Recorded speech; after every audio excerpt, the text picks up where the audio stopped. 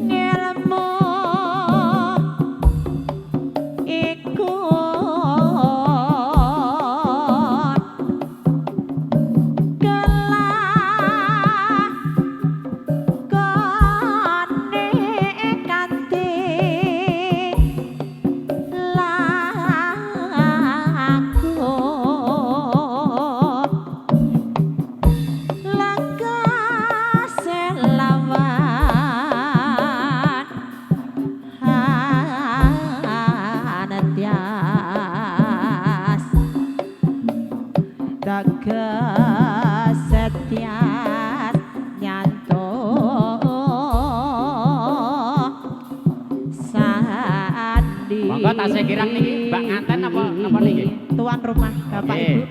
Masih kurang dua niki monggo. Tinggal merapat mawon. Sadya budya pangekasih doran ora rasane ngati rasa monggo tuan rumah. Nggih menika sampun merapat mriki monggo. Mas ya Mas ya Mas ya ben janji kopen aja lalen pamrih supaya kajen ajake ora lali kewajibane depane anakmu mung rapal wae nika lho bo ele aja komeng marang wong sing lancer kuning ngejak rujak rujak nongkong rujak ing para sarjana aja ngaya keman lastare beda dojak rujak rujak jeruk sapenconggo tombo ngantuk dasar madho delalatan sakebethuk ajake lilanono pamit mulih sedhi kula wis dijodhone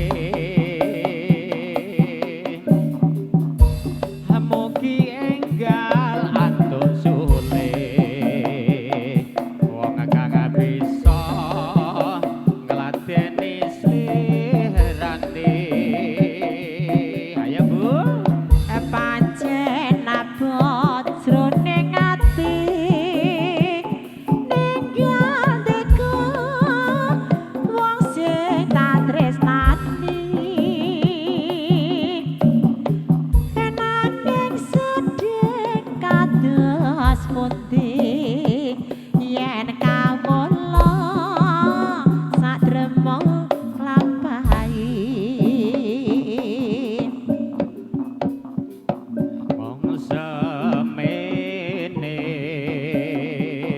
atur puji karya raharja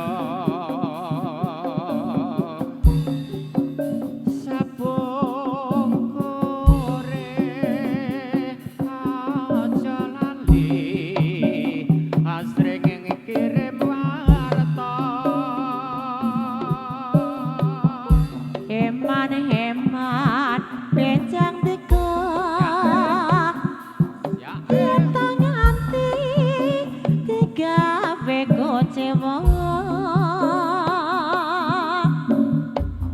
daten kula boten lila yen tang nganti mung disia-sia lilanono pamit mulih iki kula wis dijodhone mugi enggal antuk sulih wong kang bisa ngladeni slirane pancen abot jroning ati ninggal deko wong sing tak tresnani enanging sedih kados pundi yen kawula sadremo nglampahi mung semene atur puji karya raharja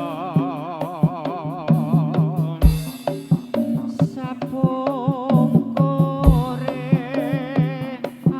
aja lali asring kirim warta Heman benjang deko